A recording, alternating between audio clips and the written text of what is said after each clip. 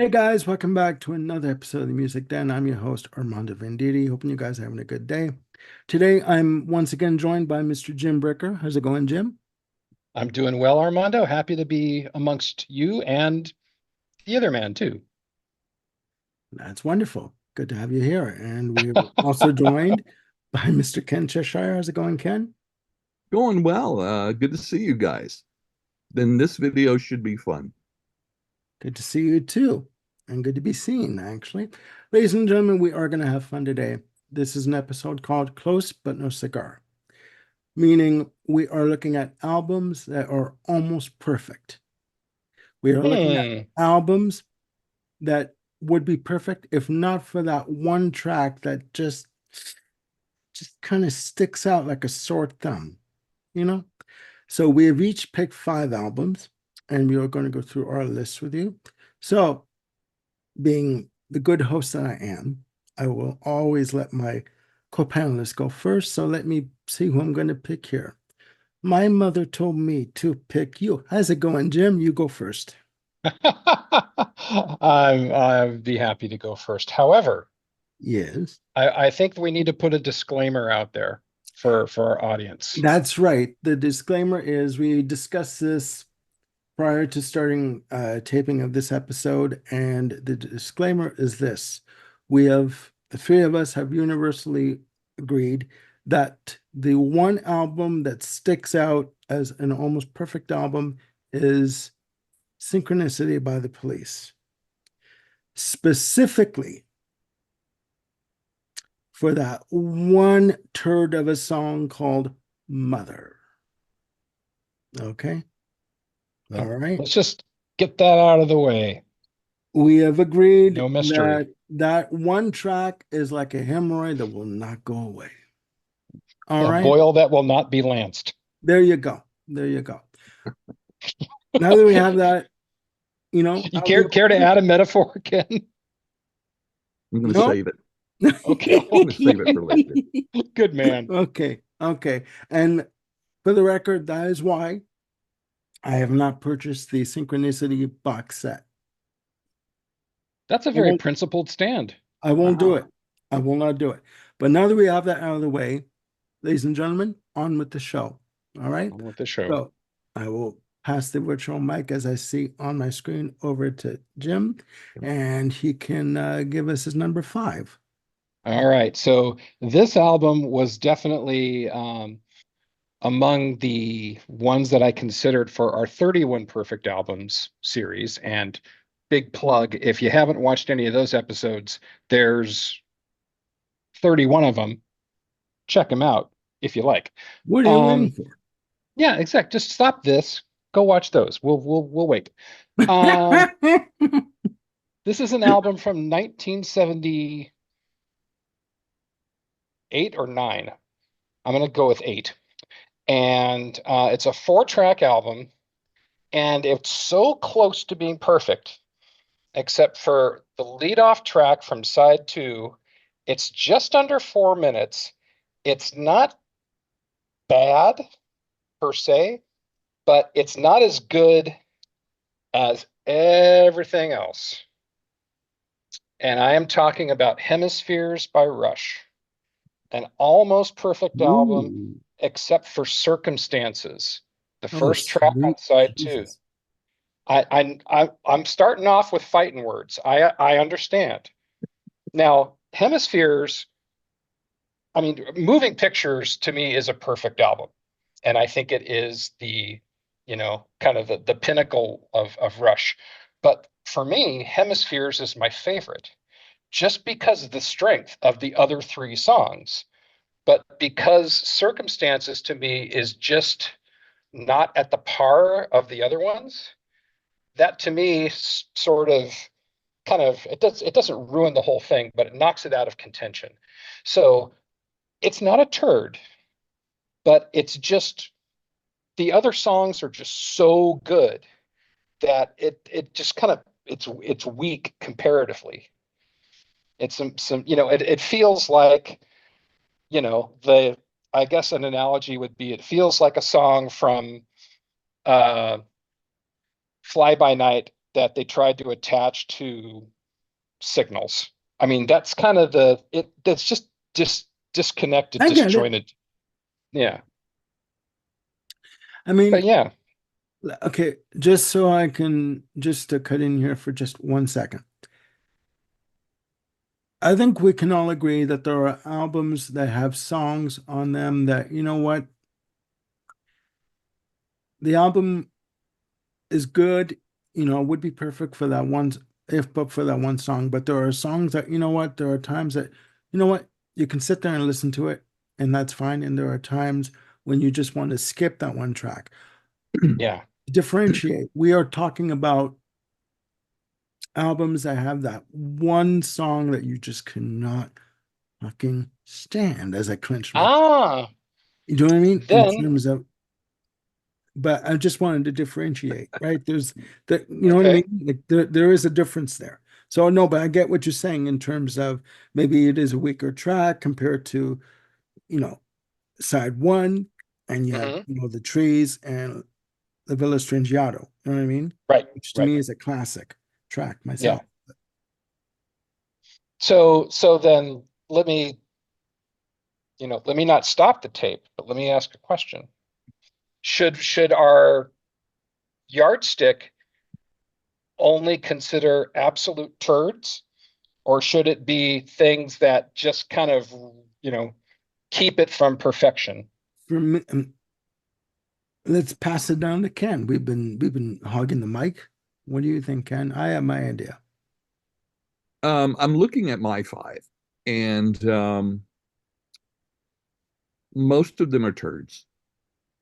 And There's that's uh just the way it happened, right? and yeah, exactly. Yeah. Um most of them except for one I would skip if I were playing. Okay. The other one I'd let it play through, but when I get to it you'll understand why. So I got you. I so got you. either way it makes sense to me, but because on any album if you were to go through and rank them, something's always going to be last because it's just not as good as the rest. Yeah. Exactly. Take Black Cow, for So instance. that's right. I'm Okay. never going to let you live that down, Armando. Okay. I'm All just going to put right. that out there. All right. Okay. That's Fair another enough. video, folks. Yeah. Fair enough. Yeah. Fair enough.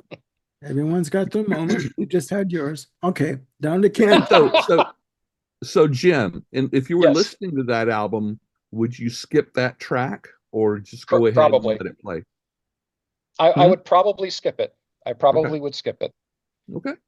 just because Okay. I kind of have to be in that specific mood, to want to listen to that. And um, it's kind of like, okay, I heard it once like 4 years ago. I Yeah. still get it. Yeah. And it would There's and it nothing and more for me yeah, and for it that. would interrupt the mood flow for the rest of the album.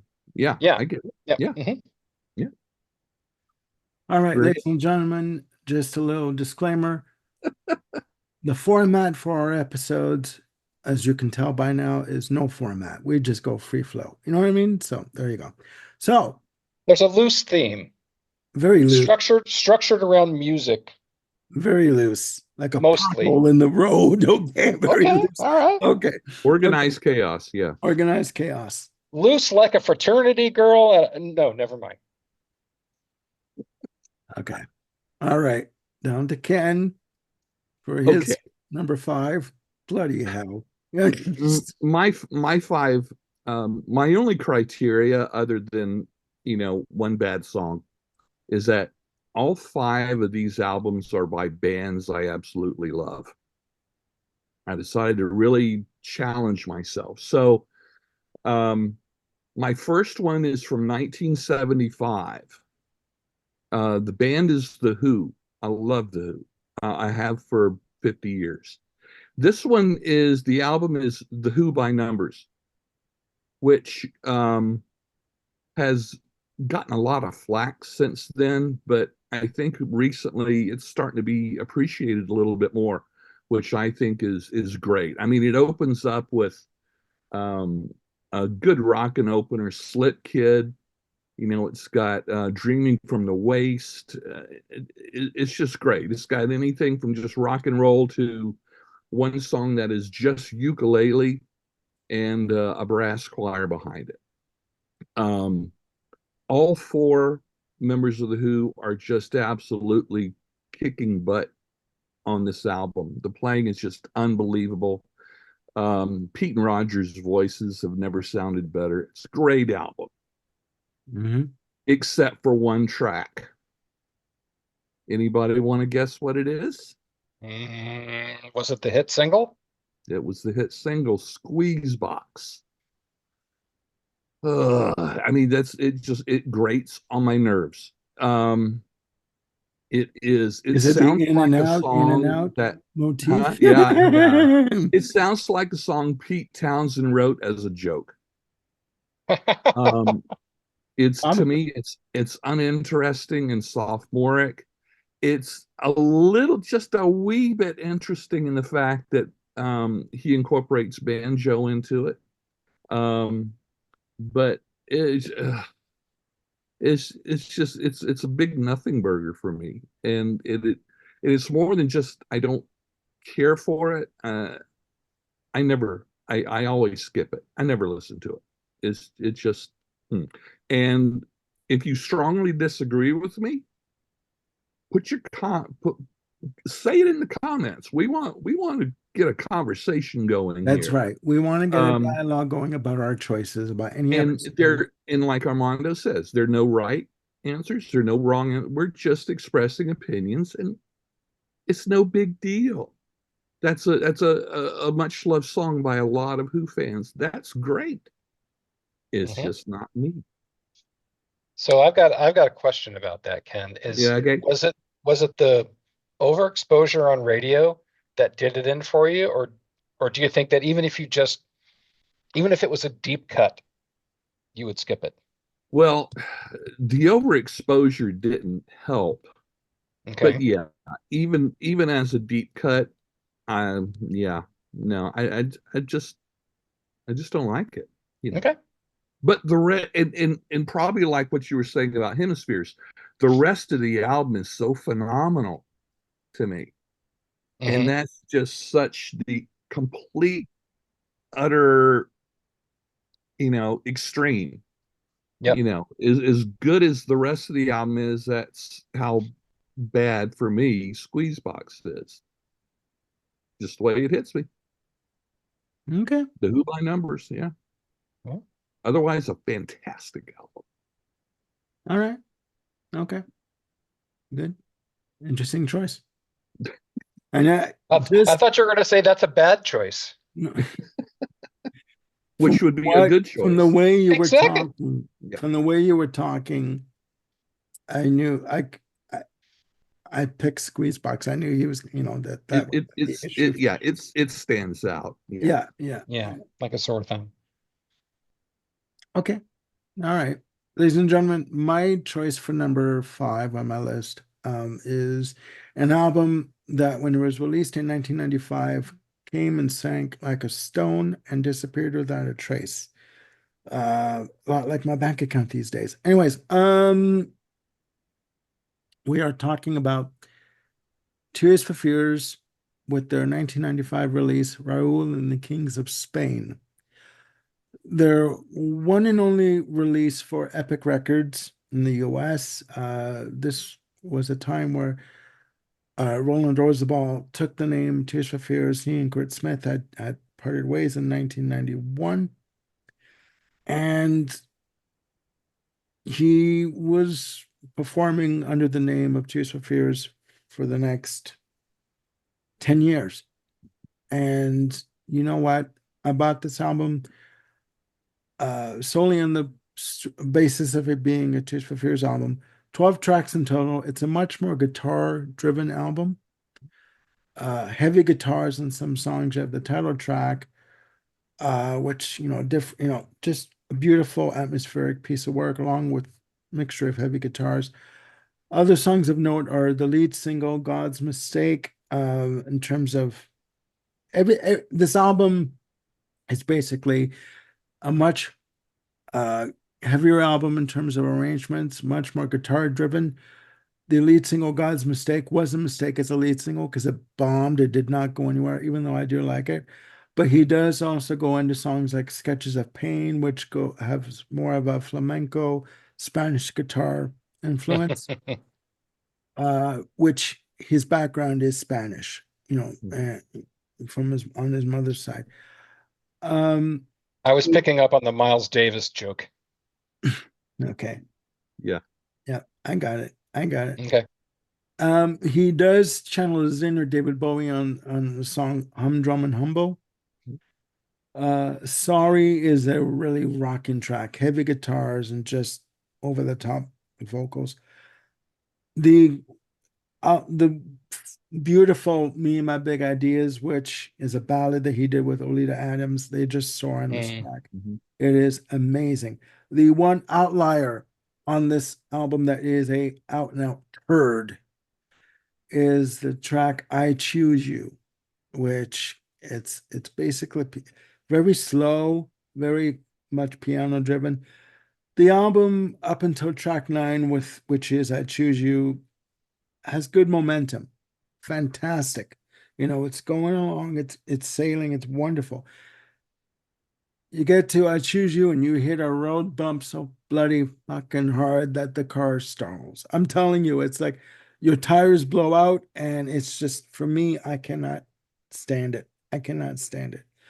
Um, but other than that, it is a good album, if not but for that one song. I just cannot take it. Uh, I thought I could, Interesting. but the more I listen to it, I cannot stomach it.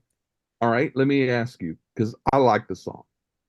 Is it the music or the lyrics or both? It's everything. It's Okay. just it to me. I mean, with songs again like "Sorry" and "Humdrum and Humble," and Mhm. even "Los Reyes Católicos," they, the 1 minute 44 second sort of intro on, which I believe is starts out, yeah, ends off side one.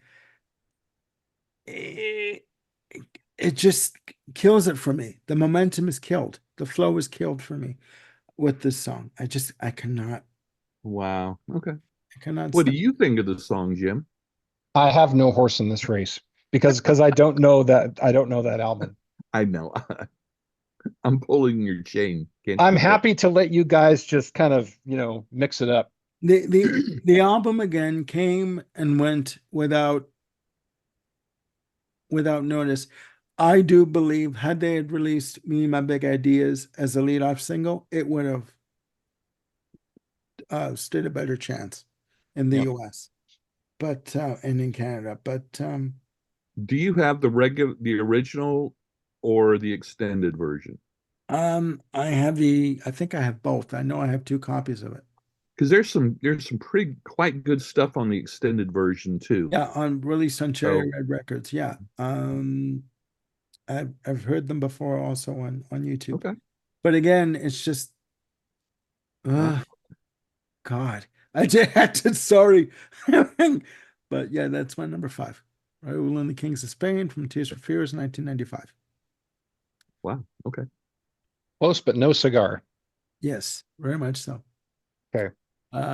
Okay, back over to Jim for your number Number four. four. Number four for me. So again, um, this album was a heavy contender for my 31 perfect LPs, except for this one song, which is probably the only one in my mix that comes close to turd status. Yes. Um, and this may have been another one that all good-willed people could agree, much like Mother from Synchronicity, that this is the one track that it doesn't sync the album, but it keeps it from just, like universal praise, 5 stars, 100 points, etc. And the album in question is 1973's double album epic magnum opus Goodbye Yellow Brick Road. And the track is the penultimate thing from side two. Jamaican Jerk Off. Now, Agree. do Agree. do can I get a witness? Yeah, it is a Okay. weaker song. It is a weaker track. I get that. Hmm. I get what you're saying. Yeah. I mean the rest of the album is so strong. And one of the interesting things about Goodbye Yellow Brick Road is its diversity in the song styles, the themes that Bernie is writing about, and certainly the musical arrangements that Elton and Gus Dudgeon came up with to complement the lyrics. Now, Jamaican Jerk Off certainly fits in that category because there's no other reggae type tune that's on this album. They recorded it, or they started to record it down in Jamaica, and they ended up back in France, I think. um, Yeah. um, yeah, it just feels like a whole misfire the whole way through. It's like I get what they were trying to do, but boy, what a strikeout. It just, it's like they were trying so hard to be reggae and cutesy that it's just kind of ugh, it's a turn off. Easily, if I were just playing the vinyl, I would go pick up the needle and drop it on. I've seen that movie too. Just gray sealed, I've seen that movie too. Um, yeah. Sorry, Elton. I really wanted to put Goodbye Yellow Brick Road on my perfect albums list, but it's this one little thing that kept it from it. Okay. Yeah, it's a failed tongue-in-cheek song. Yeah. Yeah. Tongue very firmly placed in cheek. All right. Yeah. Um, Yeah. no, I get it. I get it. It breaks out the other side, yeah. I get it. I understand. All right. Ken, down to you. Okay, I'm probably gonna get crap for this, but that's I'm fine. going to get crap for my selection at number 4. Worry Give me about it. crap. Yeah, put your crap down in the comments and we'll deal with it. Say the later. 1971, arguably the number one or maybe number two favorite album by their fans. The band is Yes, the album is Fragile. Roundabout, Long Distance Runaround, Heart of the Sunrise. Oh my gosh. And then you got a 37-second turd. 5% for nothing. I'm sorry. Um, Okay. it is interesting for what it is. I understand the story and how the album was put together and la la la. But I don't exactly, I'm not gonna hear that track of all Yes tracks playing in the supermarket, over the public PA. No. I'm while I'm walking around the neighborhood, I'm not going to be, whistling the melody of that. Um, I would skip it when listening to the album, except it's only 37 seconds long. And, by the time I reach for the button or change or the needle on the record, the song's over. So I just let it go through. But it just does absolutely nothing for me. It breaks the magic of this album for me. And Steven Wilson can do a 5.1 surround of this. I don't care. It's just a 5.1 surround turd at that point. Um, and like I And say, nothing worse than a 5.1 surround turd. I tell you, Unless it's an yeah, Atmos turd. yeah, but the 5.1, the turd is you're surrounded by the turd. I The understand. So, but the Atmos, you're what, immersed in the turd? Well, that's true. But like I said, the only saving grace, it's only 37 seconds long. So if I need to say something good about the song, that's what I would say. The rest of it, Okay. All right. otherwise You I know, I'm, adored you this know, I'm album. gonna have to come down to your house and revoke your Bill Bruford fan club card. Well, even Bill Bruford had a bad day every once in a while. Yes, exactly. So And I'm not convinced Okay. it wasn't intended to be a joke on the rest of the band. So who knows? I There love you you, go. Bill, but not for this 37 seconds. It does stand out. It does stand out on the album, yeah. All right. All right. Okay. I Fair know. enough. Fair enough. No, I know what you're saying. I know, like, Oh, that's fine. It's all uh, good. it's like, it's like, never mind. I'm not even going to go there.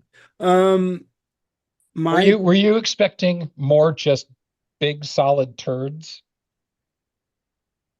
are we going to go there? I'm like, big solid turds. I Even a that small that turd that is was still a turd. Yeah. that's true. At That's my true. age, if I could, never mind. We won't even go Hey, there. hey, hey. We won't even go All there. right. We'll No, move time on. out. Time out. All right. Okay. Back to our regular schedule programming, ladies and gentlemen.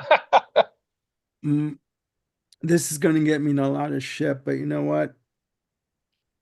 It is what it is. Yep.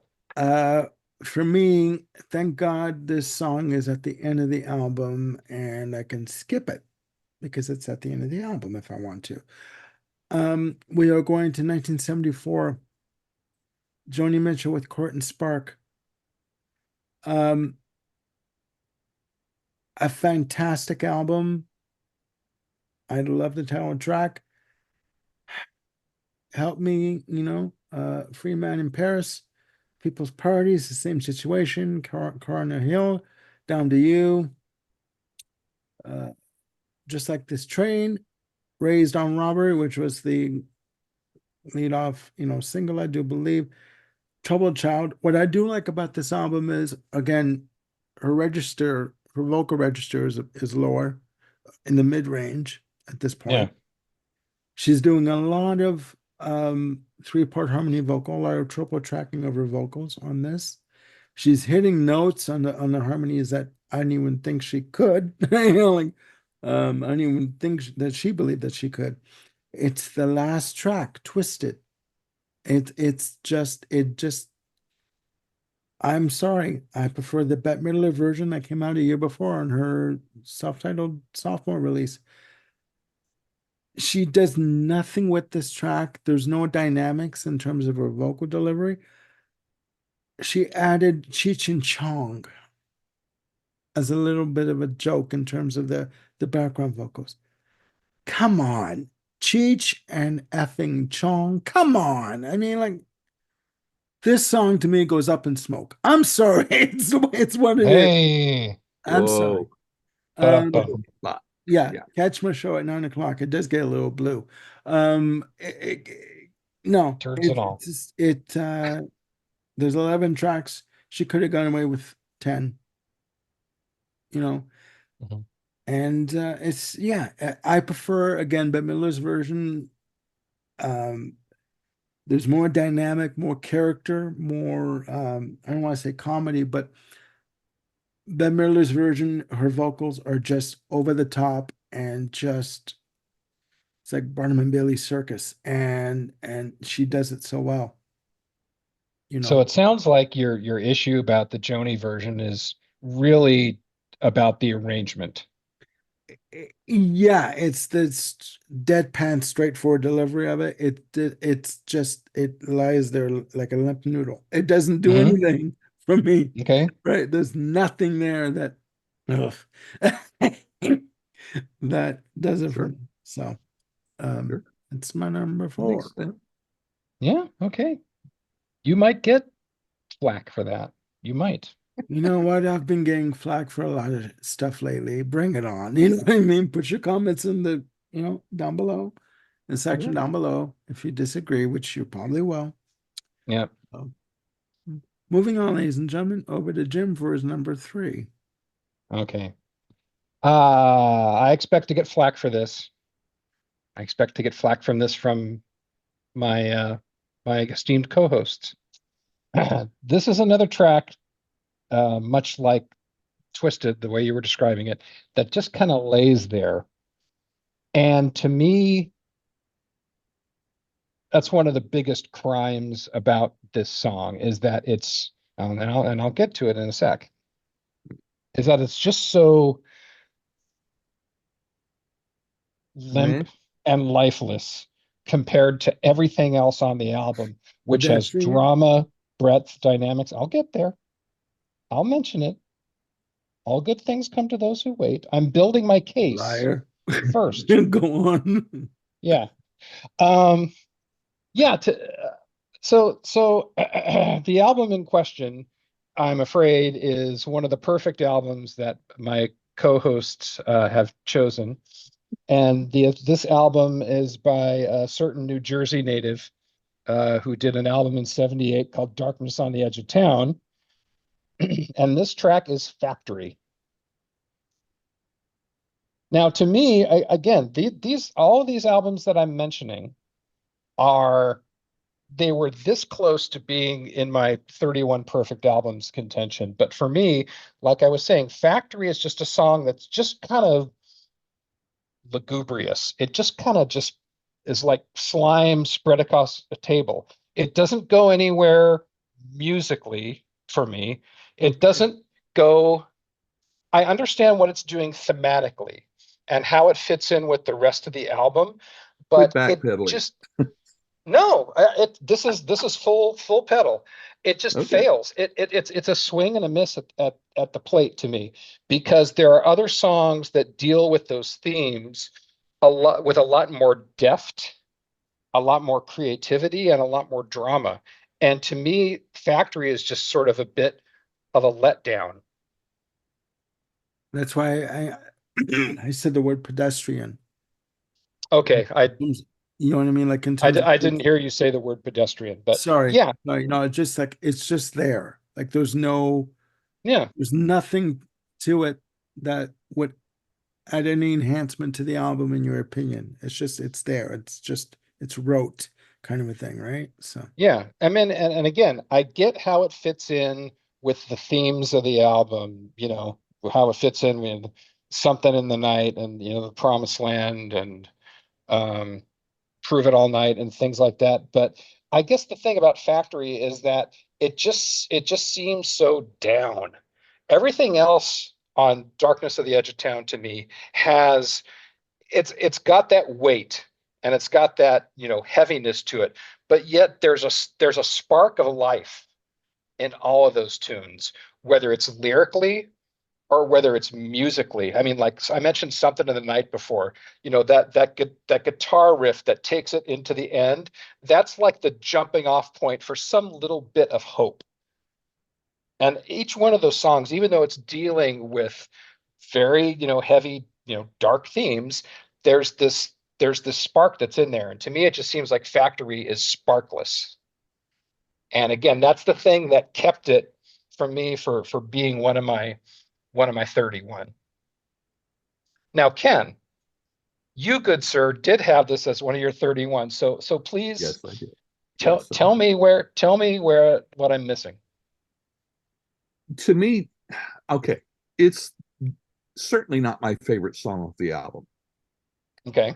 I understand. I think I see where you're coming from in the way that it strikes you. Um, for me, the album Darkness on the Edge of Town is, as Armando wonderfully comments many times, that it works as a solid unit. It is a single entity onto itself. Hmm. Um, uh, Darkness on the Edge of Town, like Born to Run, is like a painting. There's some things in a painting that draw your eye. Hmm. Um, uh, some things less so. But if you were to remove um, an element of that painting, it would be it would lose whatever message it sends. Now, Okay. would the album still paint the same story, the same picture without the factory? Yeah, probably Hmm. so. It's like you Hmm. said, there are other songs that portray, that aspect of life in New Jersey at that time. But it's just to me, it's just part of a single cohesive album. Like I Right. said, it's not my favorite song by any stretch. Hmm. I'd have to look at the track listing. It might even be my least favorite, but for me, um, I personally wouldn't refer to it as a turd. Right. Maybe a light fart, but not a turd. Um, A wet one or I a dry one? Ladies We're and gonna get gentlemen, I it, apologize for my co-host. My goodness. yeah, go Oh, ahead. At me, you open the people, at me. door. So no, but I understand what you're saying. It makes yeah. perfect sense. I can respect that opinion. But I'm okay with it. So, Yeah, I'm I mean, okay. it's still a fantastic album, but I don't know, Sure. maybe my standards are too freaking high. Well, But, no, because No, because you say, except for that song, it is a perfect album. So there are the accolades for the package as a whole. You know, it's just got one yeah. little hole in that package. And okay, I can live with Yeah. that. And I wish I had the opportunity to do my diligence and look at the songs that appeared on The Promise, which came out with, the Darkness on the Edge of Town Yeah, box set. I have that. I'm I have yeah, that I box I set. do and too, there's what, like 30 songs on there. I'm just wondering if, easily. one of those could have fit in the place of Factory thematically and yet have still been, a stronger song. Yeah. Fair I enough. I don't know. Okay. Fair Yeah. enough. Fair enough. Fair It enough. also beckons another point that I'll just quickly make and then you take it away, Ken. We all have artists that we consider our favorite artists that that that we consider that they do fantastic, sublime work. Yep. Can we honestly say that as much as we like a certain artist, that we like every single piece of product they put out? Not even near, not even close. And Right. Yep. I Yep. will extend that to as a question out there to the audience, and we know you're watching. You can put in the comments below. Is there an artist out there that you may quote love or admire or think is fantastic that maybe there's a one time or two that they put out a product that you weren't too crazy about? Hot Yep. space. Moving on. It's fine. Okay. Now going down to Ken for your next Okay. pick. Okay. I'm going to step into 1980 with an incredible trio that we mentioned as a disclaimer at the beginning. It's the Police, but it's a different album. Zenyatta Mandata. Mhm. This was a key album for me at the time. I was playing in a band and we covered a lot of these songs. It's just a fun album. Don't Stand So Close, which is some of Sting's, curious lyrics, shall we say. Canary in a Coal Mine, the Shakespearean lyrics of the do do do da da da da. Man in a Suitcase. It's just fun. It's just Yeah. fun. Did you guys play that? Yes, we did. Great song to play, I would imagine. Yeah, they were all so much fun to play. Um, but there is a turd, and Not a wet fart, but a turd. Go on. no, no, this is full on. Yeah. And the name of the song is very apropos. We're talking about Behind My Behind my Camel. panel. There is no real melody to speak of. It sounds like something from a bad 50s sci-fi movie. Um, it's like it's like they were putting a song together and just decided not to put any a vocal melody to it or something. It's like a half done background track or something. It doesn't go anywhere. It just sits there, like the big T that it is. And And ferments. and I will definitely skip it any chance I get. So, so So not so so a you turd, don't but a camel turd. so you don't appreciate it just from the dynamics that Andy is able to get out of the guitar. Just like technically.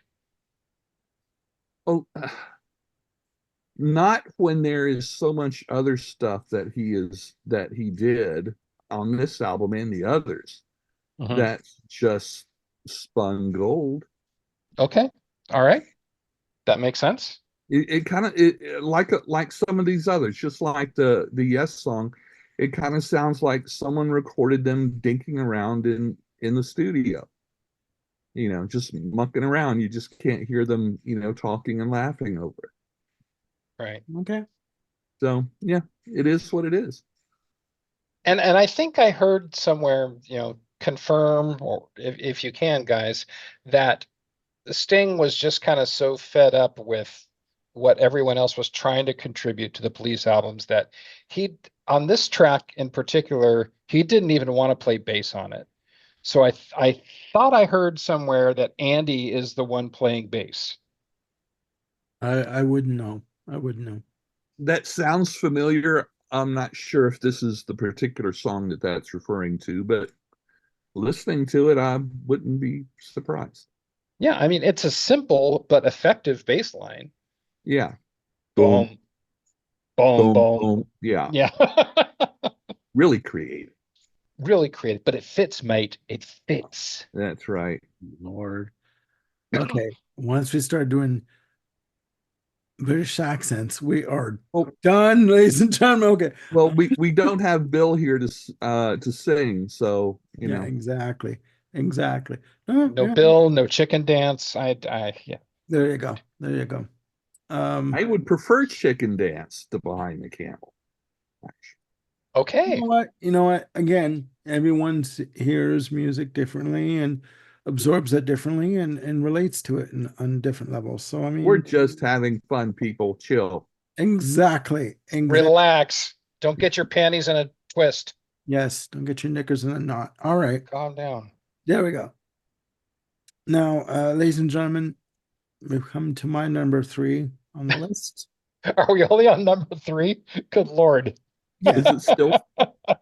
Yes. Is Is it this time for thing still breakfast? on? Ladies and gentlemen, we are going back to 1995 for a band that I did see in concert for this tour. The band is Bon Jovi, and the album is These Days.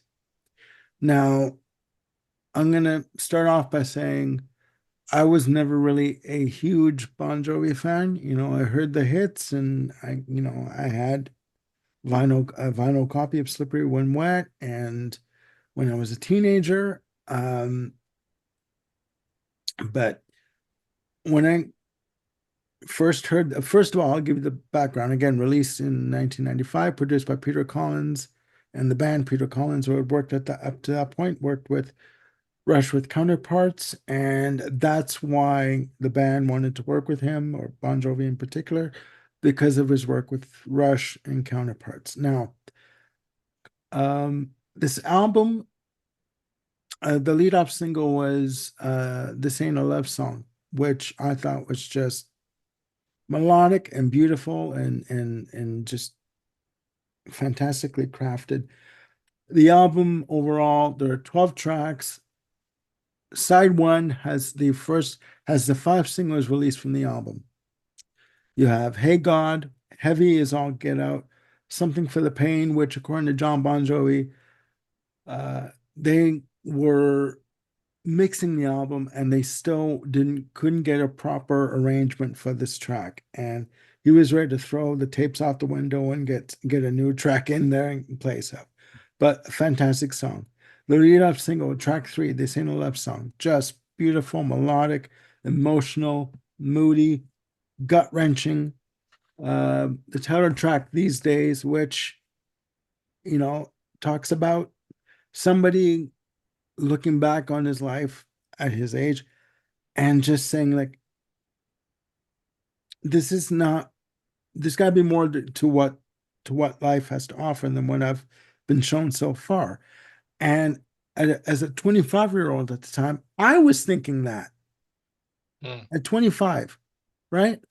Up next, the ballad Lie to Me, which was the last single released from the album. Side one ends off with a uh, horn infused track, very rhythmically inclined, very ass shaking track, Damned. Side two starts off with a song about having writer's block, okay, called My Guitar Lies Bleeding. My guitar lies bleeding in my arms. One coffee and I'm all screwed up today, guys. The rest of the album is great. It's hard letting you go. Uh, Fantastic, very beautiful track. Hearts Breaking Even, which is a relationship oriented song. He's like, get out of my life. You keep coming back and it's not working, and I have to quit you. I have to move on. Right. The one, okay, track that to me is the ultimate turd is Something to Believe in. Okay. It At first I liked this song. I liked every track on this album. This one over the years since 1995, it just does not do anything for me. It's the whole arrangement. It drags, it meanders on at 5 minutes and 25 seconds. It does not do anything to you know, to help this album or enhance the album. The album clocks in over 60 minutes. You could have trimmed 5 minutes off and make it just under 60 minutes, okay? Still would have Track, fit on the CD just fine. exactly. Track 11, if that's what it takes, beautiful track, meaning he'll do whatever it takes to keep his relationship going and prove that he loves his partner or his wife, whoever. It's gut wrenching, it's emotional. Diamond Ring, which is just a beautiful 3 minute 46 second ballad, very emotional track and a very beautiful way to end off the album. You could have stuck with 11 tracks and taken Something to Believe in off and chucked that turd in the ocean. Okay. It just does not do anything for me. And uh yeah, I mean, again, I was not at this point a big Bon Jovi fan, but this was one of the albums that I thought up to that point when I bought it, every song has something to offer on this album. But over time, Something to Believe in just lost its luster for me, and it has turned into one major turd. Yeah. Okay, So that's my number three. fair enough. All right. As we continue our extended episode for this segment, back over to Jim for number two. Back over to me. Okay. We are going to 1971, and we're talking about a band that we have covered already. Mr. Cheshire talked about the band, yes. I've got a different Close But No Cigar submission, and this would be the album that comes prior to Fragile. So in the you're listening to the sucker, you put on side one, you drop the needle, you hear Yours Is No Disgrace, your head is blown off of your body. You get to Steve Howe's instrumental clap, fantastic playing. It's like, wow, who put this fantastic Leo Kottke style piece right after this prog monster? Wow, it's so great. Starship Trooper, you're sold. Game over at that point. It's like these guys can pretty much do anything. You flip that platter over, you listen to, I've Seen All Good People with its little you know, John Lennon tribute hidden in there. Great stuff, fantastic groove. And then you get to the middle of side two, one of the shortest songs on the album called A Venture. And I wish this song had some type of venture in it. I mean, it's another one of those tracks that's just kind of flat. It doesn't go anywhere. I mean, there are attempts, within the melody of the chorus, if you want to call it, but it just doesn't go anywhere. It even has this kind of extended piano solo at the end, but it doesn't do anything. And Ken, I guess I'm going to lean on you to help me out here. Is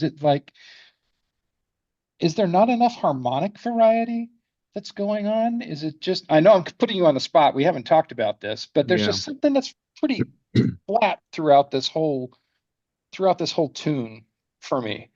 Okay, how much of the flatness, as you say, Hmm. is it because of the other tracks compared to That the other probably has a tracks? lot to do with it. Kind of similar to like I was talking about with Rush. It's not that Circumstances is a bad tune, Right. but when you compare it to everything else, it's just like, what the heck is this? Sure. My expectations were so high, Hmm. and you give me this? Yeah. It's almost like, you're having, dinner at this schmancy French restaurant, and they give you this course that's, what is this? Is this not the small turd you ordered, sir? Well, no, frankly, I didn't order it. It just kind of came with the album. Are you saying turd tartar? No, I'm not. That's you and your bad pun, sir. I'm not going to take credit for that whatsoever. Ladies and gentlemen, Ken Cheshire Well, can be reached yeah. Well, at the I following mean, email address. Blah, blah, blah. yeah, this is a great album, but I'm it still is going with tar tar also, tar. but it is also somewhat of a transitional album. Oh, very much so.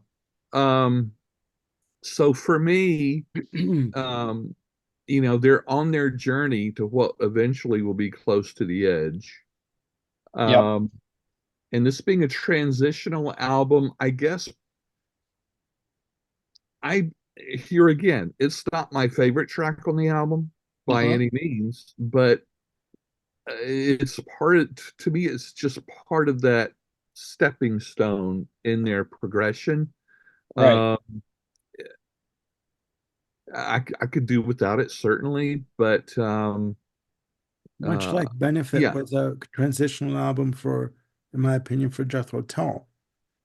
You know, okay, yeah, between that Hmm. makes Stand sense. Up That makes and sense. Aqualung, kind of a thing. So they've been, especially since the album before this, they were doing more experimenting. By the Yep. time they got to this album, the Yes album, things were starting to come together. Oh, yeah. But it's easy for there to be some hit or miss. Um, I don't remember at what process of recording this album that this song falls.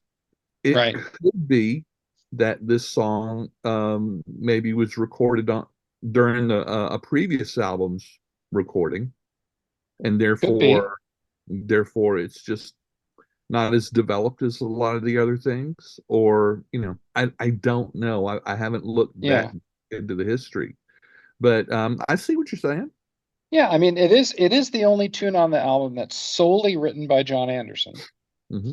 And you're right that this is a transitional album because, it's like, who takes over the guitar chops? Yep. Steve Howe. Yep. And then let's not, forget that this is only their third album. And I think it's their first one that's all original material. I think there were I cover songs on the Think you're other right. two Yeah. think albums. you're Yeah. Yeah. right. Yeah. I think you're right. And yeah, yeah.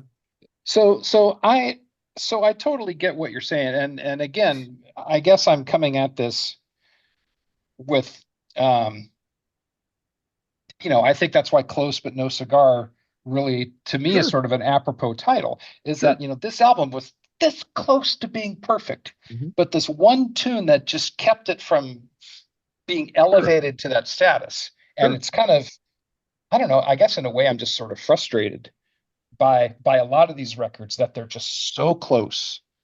Yeah. Um, but yeah. And anyway, just to sort of complete the picture, you get to perpetual change and almost all is forgiven at that point. Yeah. So, Which actually makes perpetual change maybe even better than it normally would be. otherwise, coming after that. Yeah. Yeah. I think we also have to remember too, this was at a time when, in terms of calling an album a masterpiece, bands were given time to achieve eventually their masterpiece, whether it took two albums to achieve it, to get to it, or three or Yep. four. This was at a time where record companies were patient enough to let their artists grow and flesh out their musical ideas and just release them. And maybe it took two or three albums to get to whatever that Yeah. band or whatever their fans thought was their musical masterpiece, Mhm. right? So, I mean, Yeah, there you go. There you yeah. go. But no, no, interesting choice. Good choice. Good choice. Yeah. I have to go back and listen to the album again. Oh, I mean, the Yes album is a fantastic album. I mean, no, it's just not perfect. Urgh. Yeah. No, no, no. No. Turn it away. Turn it away. All right. All right. Down to Ken. Okay, I'm going to step back in time to 1967, a debut album of a legendary band, and I'm talking about the self-titled The Doors. You know, it's got some of my favorite Doors tracks that all, break on through. It's just an amazing opening song.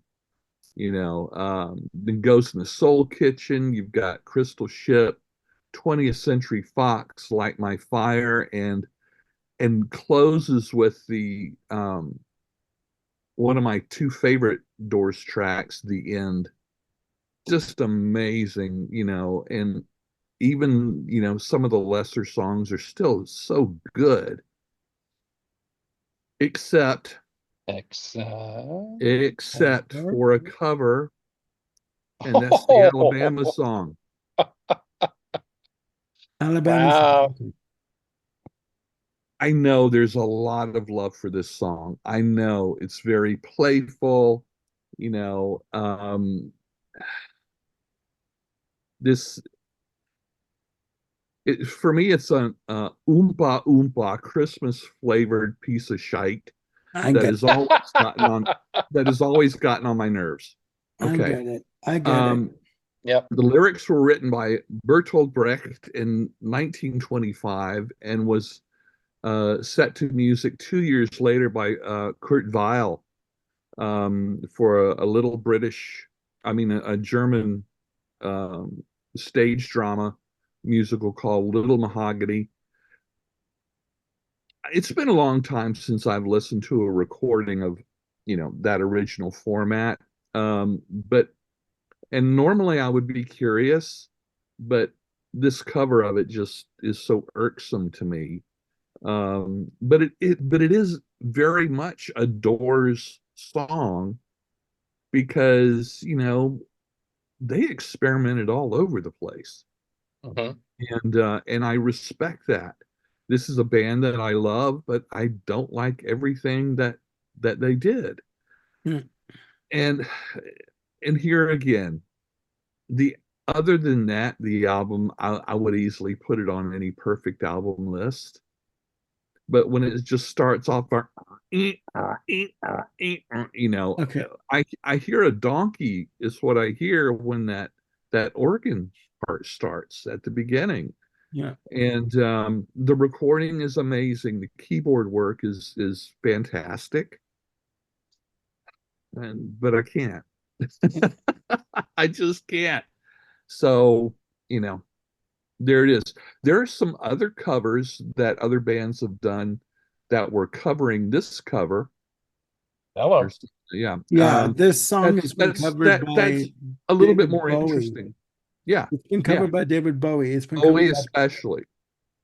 It's been covered That by can, Bowie. It's been covered by Bette Midler, for yep. God's sake. I So mean, it can be an interesting cover, but I don't know. Maybe it was at the time the album came out. I was yeah. 67. I was 8 years old. I probably didn't hear it till I was probably about 10. But yeah, this one's just it, no. At first I remember it's like, oh, that's different. And then upon multiple listing, it's like, no, Yeah. no, no. Just let it lay there. No, I'll skip it.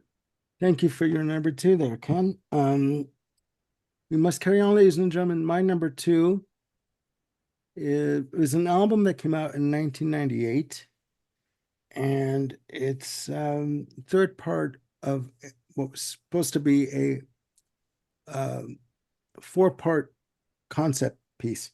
We are talking Mr. Mike Oldfield and Tubular Bells 3.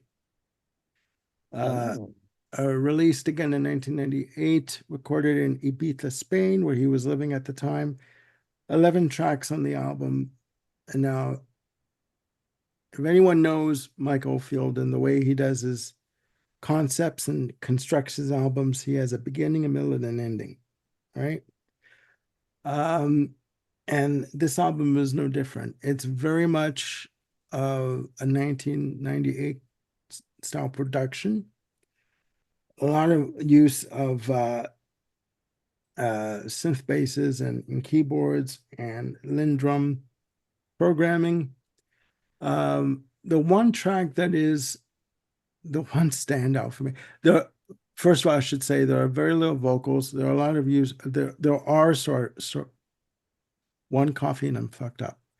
There is use, sorry, of Middle Eastern vocals, vocal phrasings throughout the album. The one track that has English vocals is the track Man in the Rain, which starts off side two. No,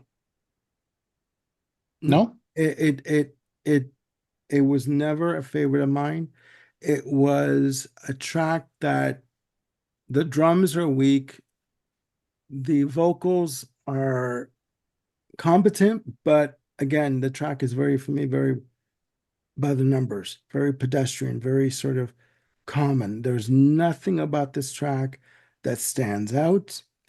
Um, the the track after that is called Top of the Morning, which starts off again it's a very piano driven track, and it revisits the melody of Tubular Bells 1 at the beginning.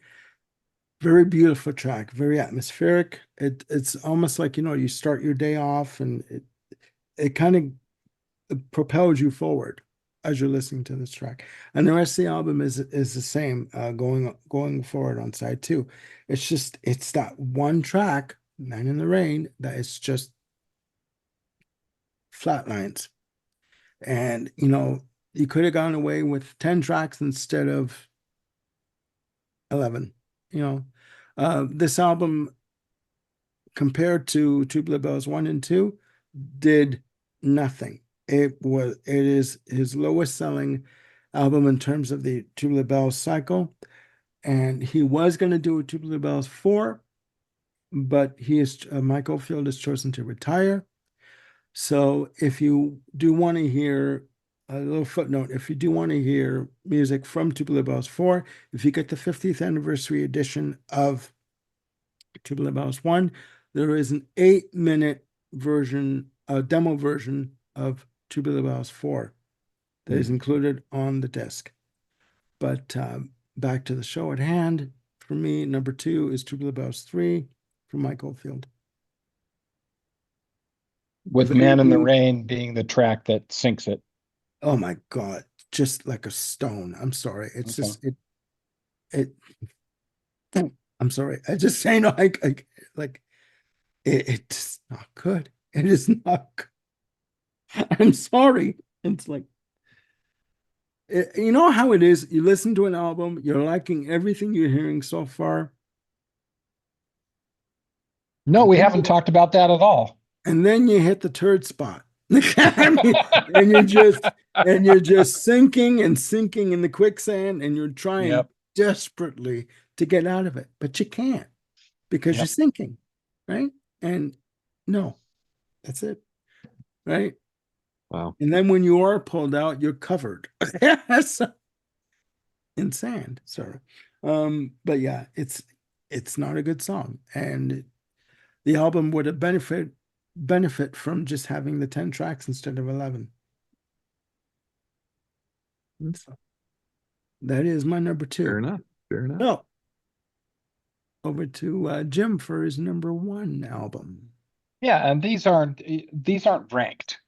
So this isn't like my biggest, missed opportunity, but it's a pretty big one. Uh, so we're going in 1973 to one of my favorite bands, Genesis, and this is from the very, very, very much fantastic album, Selling England by the Pound. And if you haven't guessed what the track is by now, it's because you haven't heard the album. But the song is After the Ordeal, stuck in the middle of side two. I can see by the nods that my co-hosts get what I'm going after here, much like the other ones in my cohort. If it wasn't for this one song, this would have been one of the ones fighting for a pole position in my 31 perfect albums. It just it it's a wholly instrumental piece, which is not bad in and of itself, but there's just nothing interesting going on melodically with it.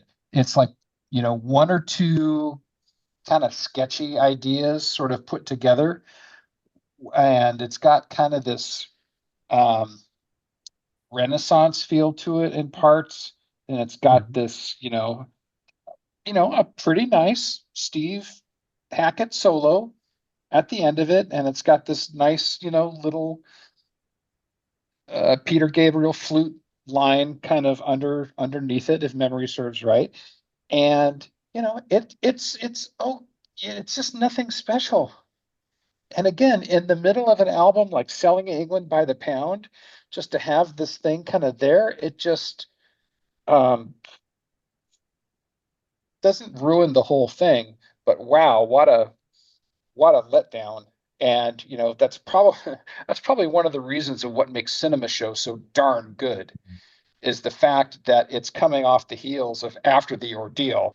After Yeah. the Ordeal, Cinema Show. I mean, it's night and day how strong these are, compositionally. Um, uh, yeah. Maybe this would have been another one that we should have put in the Synchronicity Mother category or the Elton John Jamaica Jerk Off category. But yeah, After the Ordeal, uh, it's an ordeal to get through. So that's my final close but no cigar pick for today. Okay. Okay. Did Banks write the music for that? I honestly don't know. I wouldn't be surprised if he had a hand in it. Yeah, at least a co-write. He's usually had songwriting credits At for that point, all of yeah. the albums, at least two or three tracks at least. So yeah, wouldn't be. Yeah, it kind of feels like a leftover from nursery crime days. In places it has a very Anthony Phillips feel to it, but again, it just doesn't go anywhere interesting. It very well could be a leftover from Nursery Crime. You never know. I Yeah. mean, Yeah. you never know. So, interesting choice. All right, Ken, you're number one. Okay, I'm gonna probably get a lot of crap for this one too, but so be it. 1965. It's one of my two favorite Beatles I'm albums. sorry. It's our number two. What band did you say? The Beatles. The Beatles. Okay. All Beatles. right. Yes, yes. Actually, it's my second favorite. It's from Rubber Soul. Care to guess? I've already played this This game. album is just absolutely amazing. It starts off with Drive My Car, Norwegian Wood. It's got Nowhere Man, The Word, Girl, I'm Looking Through You, which I adore. I even like Run for Your Life, that a lot of people don't like. I just think it's a cracking song. Um, the guitar work on If I Needed Someone is just wonderful, except for what goes on. Now, I've always loved Ringo. I think he's the perfect drummer for the Beatles. Um, this song was originally penned by Lennon several years before this. Um, whatever they went through recording this, I'm not quite sure what changes they made. That Ringo actually has a co-writing credit on this on the album, Mhm. but it's not necessarily so much that it's got that skiffle country western feeling. His vocals are fine, but it just feels thrown together. Um, listening to it, specifically listening to the guitar parts, um, it sounds very, very clunky. Um, there again, it sounds like a demo. The guitar parts sound like a demo rather than the final piece of work. Even the solo, the guitar solo, it just to me it just sounds terrible. The guitar parts especially just sound terrible. Mhm. It sounds like an incomplete song. Um, uh, I respect it, but oh, it's one of those, if I'm listening to the entire album, I may reach for the skip button, or maybe not. It's not very long. It's not a long song, but it's like, oh, everything else is just so outstanding, and this the other's outstanding. This stands out. So love the foursome, but not, yeah, not this song. With all due respect to Ringo, so Okay. All right. Now, this was one of my picks. This was one of my 31 perfect albums, what goes on and all. And I definitely hear what you're saying, Ken, about it. And it probably would be my least favorite on the album. But for some reason, it doesn't, unlike all the other songs that I talked about, it doesn't bring the album down okay. for me. And I wish I could put my finger on exactly why that is. And I think for me, it's just something about the looseness of it. It just kind of reminds me of, like what a Beatles, you know, cavern club gig might have been. So I don't know, maybe maybe I don't mind the song so much because I'm putting something onto it. Mhm. But I definitely get what you're talking about the solo not being particularly inventive, and it's just kind of what goes on in your life. I mean, it ain't nothing to write home about, but yet, to me, it doesn't. uh, it's like the album doesn't lose something because it's there, and Fair and I enough. wish I could articulate more why that's the case. Yeah. Fair Well, enough. fair enough. Well, it's like I feel the same way about Armando's Tears for Fears pick. Um, Mhm. I like that song. I really do like the lyrics. It doesn't take me out of it, but you know, Yeah, that's just me. Again, like we said, it's Yeah, opinion. yeah. You know, exactly. no right or wrong answer. Gentlemen, there's no fighting in the war room. There you go. There's no need to go there. There you go. There you go. Stay calm. Stay calm. You know. All Are you right. saying I'm not calm? Is that what you're saying? You want to take it outside? Do you want to take this outside, mister? Fine. You go ahead. I'll lock the door behind you. Why, if you weren't up in Canada, I'd Oh, there you go. There you go. Come You find think me. I'm funny? Do I make yeah, you laugh? exactly. Come find me. I'm in the book. Okay. Ladies and gentlemen, my number one for Close But No Cigar. This is gonna probably shock a few people. Released February 5th, 1991. Queen with Innuendo. Well, now. Okay.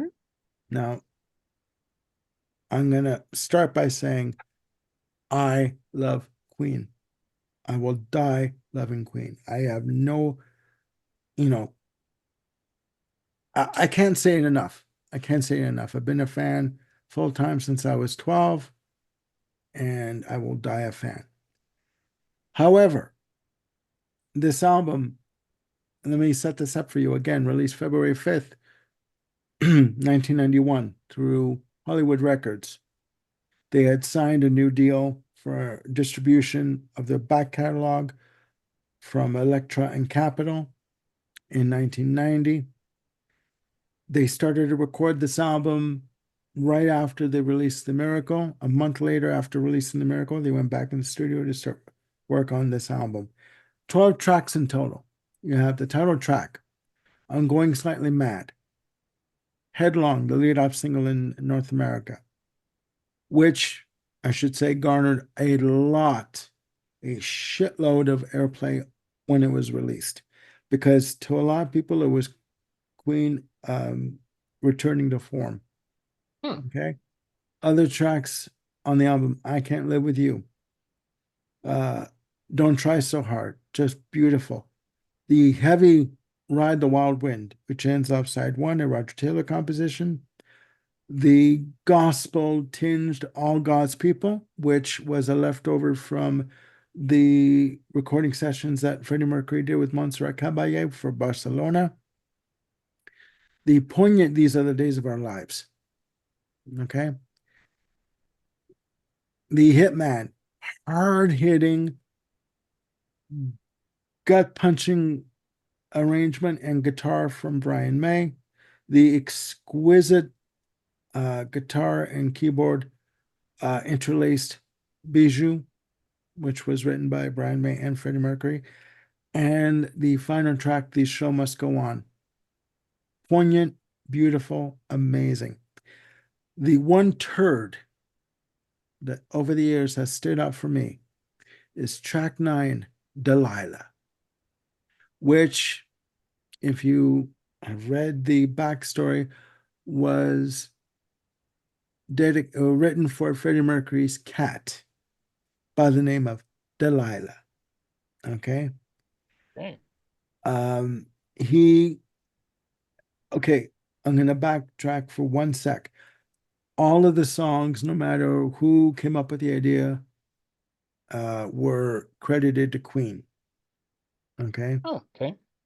Starting with The Miracle a couple of years before. That was the new rule that they had. They were going to be, all the songs were going to be credited to Queen as a collective, no matter who came up with the idea.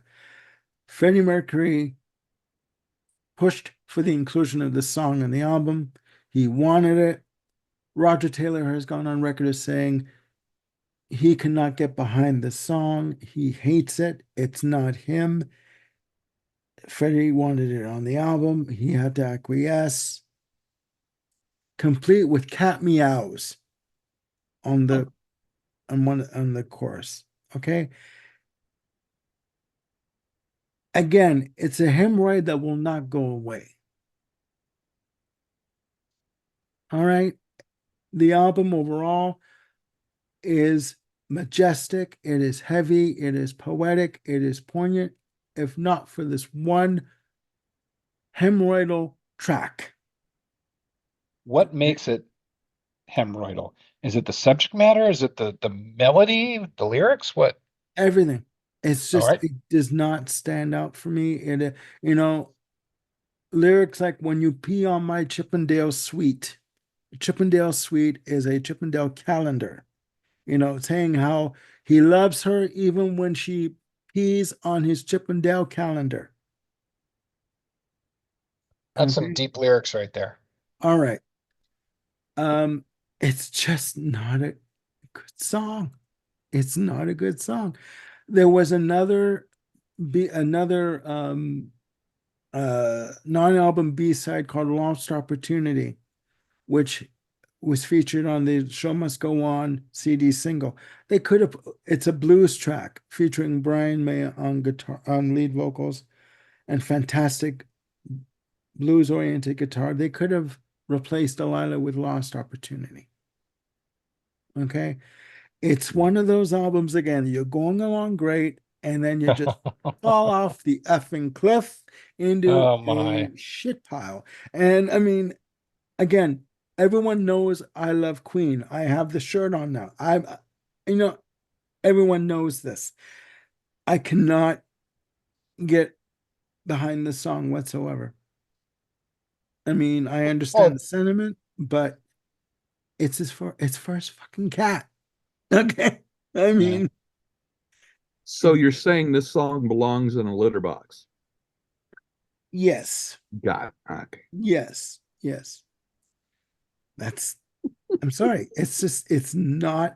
And this album, in a lot of ways, was seen as a return to form for long serving Queen fans in North America. I mean, this album, when it was released by Hollywood Records, it reached 30 in the charts on Yeah. Billboard.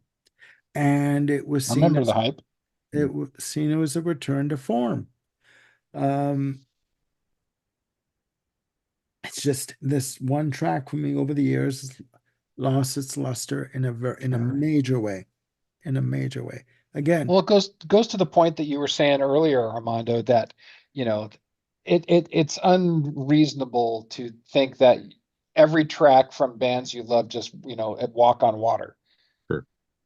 You know, yeah, yeah, and I mean, yeah, I love Queen. Do I think that their 80s output was as strong as their 70s output? And I've gone on record as saying this before. No, but I still love the band. I know what they were trying to do with those various albums, sure. even Hot Space. But I mean, I just this one song is the one outlier that is just like, what in the F were you thinking? I mean, no. Have you heard the song? Do you know what I'm? No, I'm not familiar with it. You haven't? I've heard it, but it's been a very long time. Okay, okay. Delilah. Yeah. Delilah. Oof. It's just, it's not, it's a turd. I'm sorry, It's it is a and turd. it's different from the Tom Jones song Delilah. So Yes, let's yes, make that very clear. Yeah. yes. Well, I mean, at least Tom Jones' version has some balls to it, has some, he goes over the top with his vocal delivery. You know what I mean? Like, Yeah. you Yeah. got to admire a man who had women throw their underwear at him, and sometimes they were still wearing the underwear when they threw them at him. So I mean, Hey, there you you go. you gotta admire a man that had that kind of influence over his audience. But this song, Delilah from Queen, it's just not memorable.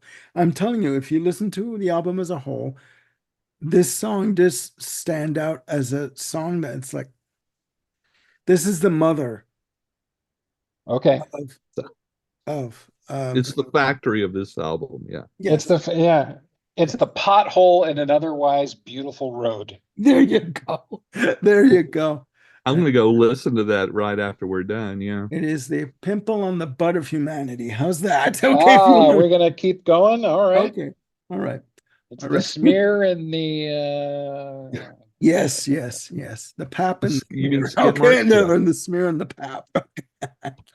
So we have one Delilah with balls and one Delilah without. Okay. Oh I yeah. understand. Oh yeah. We're talking neutered. And maybe, yeah, literally, yeah. Okay. So Jim, did you have any honorable mentions you wanted to mention? I don't know. There might be enough here for a whole other episode. Okay. Okay, so we'll keep it for that. We might All do right. that. You might do All that. right. We might. Okay. You might rev it. Yes, you might, Rabbit. You might. Yes. Okay. Let's not go there. All If we right. haven't ruffled enough feathers already, we'll I ruffle some more. Yeah. I know. Oh, I know. I called an audible on my last choice. I said, nope, I'm not quite ready to commit to this one. It would be contentious, but and I honestly didn't feel, I think I have to reevaluate this one because maybe I couldn't even feel like I could mount a good defense for it, for having it be the thing that derails it Okay. for perfection. So Okay. I Okay, think about it some more. okay, let me just ending this off. Let me put it to you this way. When I was a kid and I was listening to a day at the races, Drowse was always a bit of an outlier to me. Track 9 with Roger Taylor on vocals. That song over the years, it was among 31 perfect albums. That song has grown on me. I think it's great. I think he delivers an amazing over the top vocal, very powerful, very Mhm. on fire. On the flip side of that coin, Delilah started out as okay, this is a good song. It's a pop oriented track. Mhm. It just skidded for me over the years. It was just like, no, no. So you have the reverse effect, right? The Sure. song may grow on you, and the song may just, that's it. You can't deal with it anymore. And that is the case with Delilah. Yeah. Mhm. Fair enough. All right. Oh, Delilah, Yes. what shall we do with you? Yes. Put her out in the rain. Put her out to pasture. With the litter box. Okay. Yeah, exactly. All right, ladies and gentlemen, there you have it. Our episode of Close But No Cigar. So please, yes, that So close. close. That That close. missed it by It, that you know, much. one fart away from being a perfect album. Okay, there Well, you go. All right. Ladies and gentlemen, yes, I went there. So please, ladies and gentlemen, put down in the comments down there, down below, what you think are albums that to you are close but no cigar. All right. And again, you know what? We're having fun with these episodes. We hope you enjoy watching them. We enjoy hanging out with one another virtually and just giving you, good fun but informative entertainment. You know what I Mhm. mean? So again, please let us know what you think of our choices or put your choices down in the comments below. I want to thank Jim and Ken for joining me on this extended episode of Close But No Cigar. We might be doing a part 2 of this.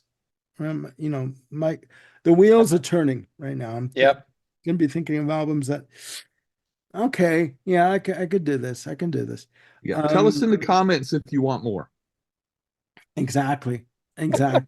And that way we'll put by popular demand. There you go. There you go. Backed by popular demand. So again, ladies and gentlemen, thank you for watching. And a little side note, I want to thank everybody that has watched our 31 Perfect Album series. And we enjoyed doing it. We had fun taping the episodes. The four of us get along very well together. Organized chaos. That's basically what it is, ladies and We're gentlemen. trying to organize more of it. It's just difficult. So that's where the chaos comes in. Yeah. We all had fun doing it, and we all get along very well. And when you watch the episodes, I hope that does come across when you see it, because I didn't want it to end. I really didn't want it to end. But all good things Hey, do need to come to an end. So, and if you haven't watched it yet, what are you waiting for? You know, there's only 31 of them. there you go. There you go. Come And they're not very long. They're not very long. I think the No. longest episode is I think the longest episode is 33 minutes and change. So again, we want to thank everyone for watching and put your comments down below, and also click like and subscribe and hit the notification bell to keep yourselves on top of any new content that got coming up. Jim and I are going to be doing an episode on Talking Heads Stop Making Sense, the remastered and reissued edition. That's coming up soon, so please stay tuned for that. And the three of us will be back with more episodes as quickly as we can put them together. All right. So again, for Jim and Ken, I'm Armando signing off for now. Please look after yourselves and one another. We'll see you soon with another episode. Bye for now.